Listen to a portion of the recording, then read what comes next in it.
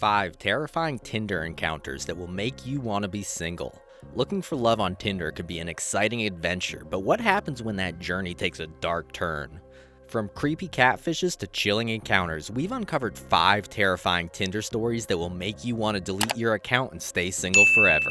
Brace yourself for a wild ride as we dive into the twisted world of online dating and the dangers that lurk behind every swipe. Don't miss out on this bone-chilling video that will leave you questioning who's really behind that profile picture.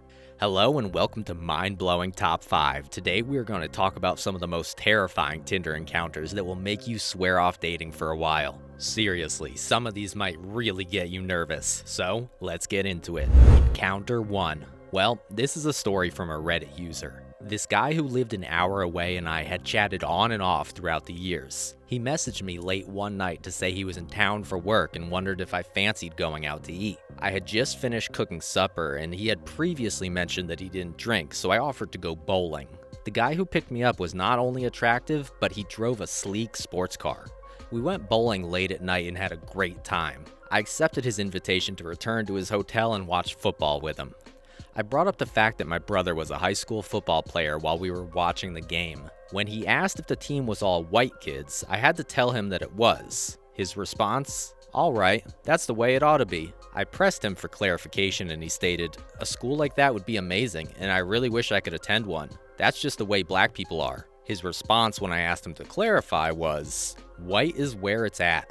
Since I had already promised to spend the night, it would have been awkward to ask him to drive me home, so I chose to disregard his criticisms and remain. He made racist jokes all night and told me he only uses magnums when he really needs to use condoms. The following morning, while he was driving me home, he called his mother, yelled at her, hung up, and said, "What a fucking bitch. Women, am I right?" Right away, I blocked his number. Around a month later, he sent me a text message that simply read, "I miss you." He got angry and said, "I guess I mean nothing to you," when I questioned who it was. Well, obviously, what a crazy man. Encounter 2. We both attended the same university. I was a sophomore and she was a junior or senior. On their first date, he says, I went over to her apartment and we just watched some Netflix and chilled out, nothing wild. From there, he goes on to add that the two hit it off and spent the week texting and making weekend plans. In contrast, all of a sudden she begins emailing me unsolicited nudes despite the fact that I have never once requested any such thing. And that the weekend before we were together, we did absolutely zero sexual activity beyond watching Netflix and chilling. The unexpectedness of it did not bother me in the least, but then the weekend came and I was looking forward to our date, especially after the spicy texts. And after we watched some TV, she asked if she could stay the night. Since I didn't want to make any assumptions, I suggested she sleep on the couch, but she said she'd rather share the bed with me. Afterward, though, things spiral out of hand since I hadn't gotten up from the bed to throw away the discarded condom, as is my habit. Suddenly, she reaches over to the side of my bed, grabs it, and dashes off to the loo. I'm laying in bed when I hear a crash come from the direction of my bathroom.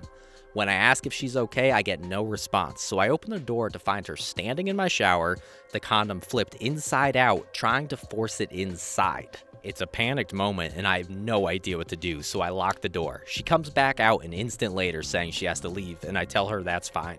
I don't know what you think, but for me, this is ridiculously weird ASF. Encounter 3. Hold on, for what's about to be said will make your spine tingle with fear. One of the most horrific Tinder stories you'll ever hear comes from a girl named Chloe who told her story to a tabloid magazine.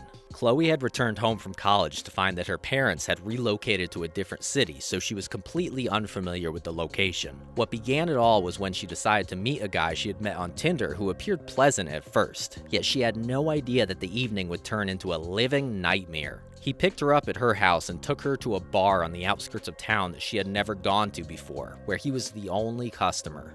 On top of that, Chloe was lost and unable to use any form of self-service. They went to a bar and the guy started buying her drinks even though he couldn't drink because he was the designated driver. That's when everything started going downhill rapidly. He opened up to Chloe about his history of rage, including the time he accidentally set fire to his teacher's foot. Then, as if that wasn't enough, he told her about the time he got so angry at losing a round of golf that he flung his clubs into a nearby lake. Yet, it wasn't the end of it. He even showed her pictures on his phone of him with black eyes following various confrontations. It took Chloe agreeing to a second date with him before he would drive her home because she was so terrified. There was no signal and she couldn't contact anyone to help her figure out where she was or how to go back. There's no telling what may have happened if she hadn't agreed to go on the second date. Chloe's scary incident is only one of many individuals have had on Tinder. Do you have any weird experiences on Tinder? Please tell us in the comments section below. I will be reading your comments. Encounter 4. This is the story of John, a man who had a Tinder experience that went horribly wrong. He recounted his experience to a magazine in hopes of warning others about the dangers of online dating. Here's John's account about how his Tinder date went terribly wrong. He wrote about it in a magazine to serve as a cautionary tale for anyone considering internet dating. As with any story, John started off normally. He found a mutual match with an appealing woman and, after reading her endearing background, decided to send her a note. He was ecstatic when they hit it off right away and kept up a conversation for days, exchanging personal facts about their lives. He had developed deep affection for the girl after establishing an instant and genuine bond with her. When John proposed a face-to-face meeting, though, things took a bizarre turn. The girl refused to give him her phone number or add him on social media, and she constantly made up excuses for why they couldn't meet. John was dubious of this action, but he cared about their connection too much to end the friendship. Then, one day, the girl shared an inadvertent photo of another guy, and when John inquired as to who it was, she just stopped responding to him. She eventually told him it was an accident and not to worry about it after he pressed her about it repeatedly. As John noticed something wasn't right, he repeatedly requested a video call with the girl, but she always declined. With his suspicions growing, John proceeded to hunt for the photograph online and made a startling discovery. Unfortunately for John, the female was nothing but a catfish. He felt cheated and betrayed since he had grown attached to the person he believed she was. Well, honestly, this was just plain horrible.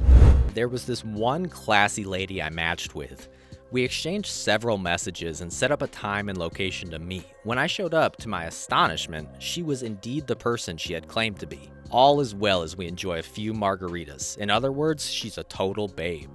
As we go back to my place, she just can't stop touching me. On the couch, we get down and dirty. She says it was incredible and I hope we can do that again, adding, "Oh, and incidentally, I will contact you, no need to call me.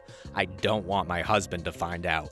And then, 2 weeks later, she sent me a text message. She disappeared without a trace and, well, I stopped using Tinder after that. So that's all we have for today, folks. I hope you enjoyed this video. Do not forget to subscribe to our channel and do hit the bell icon to remain updated about all our future videos. See you all next time.